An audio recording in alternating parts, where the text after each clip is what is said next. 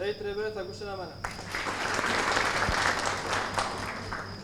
Arma cama çarakîjî bîsoyarkirina rizgarkirina rêberapo û rakirina tecîtên li ser rêberapo ne.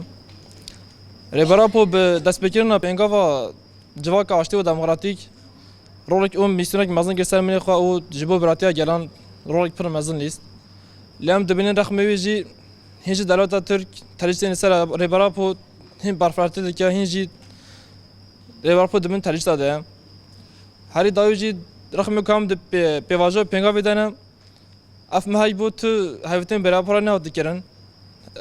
Ji beriya du roja nû Hayata Dem Partî çû hevtên rêberapora kirin. Yani ev tiştên ku derve dike nayê qebûl kirin. Rexmê ku zanim di nava pêngavekê de ne jî her tim tecîtan li ser rêberapo mezin dike û rê li pêşa rêberapo digirin.